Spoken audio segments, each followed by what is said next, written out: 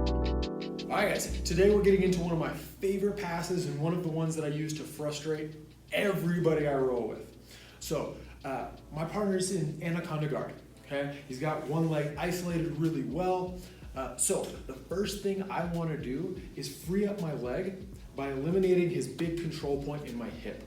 Okay? So I narrow up my stance. I'm going to put both feet next to his hips and I'm pinching my knees together over this leg. I don't want him to lift or move me with this leg, so I'm going to pinch it down as much as I can. Now this big leverage point is what I'm going to deal with first. So I use my elbow scraping across my hips to get that out of the way.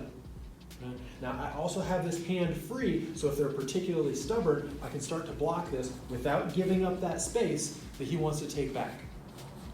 So once I've got the foot cleared and I'm ready to go, my knees continue to pinch and I'm going to reach down into the collar.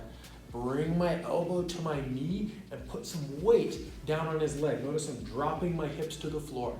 Now, my knees are going to rock forward just a bit, loading up this leg. Now, my legs are going to go backwards and my hand is going to push at the same time.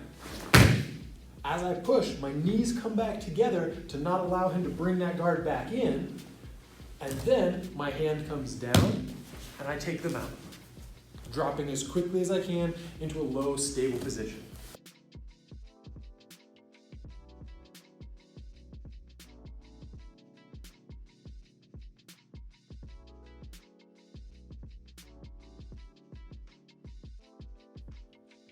All right, well, my partner's hips are really elevated. He wants to control the inside of my leg and get me to twist side to side.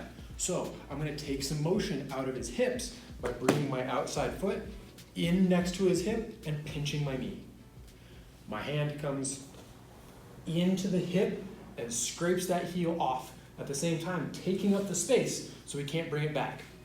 Now, my hand can go down and continue to block here, or if I want two hands on the collar, I can get that for extra stability, as long as my elbow can continue to block my hip and not let the foot back in for him to create space.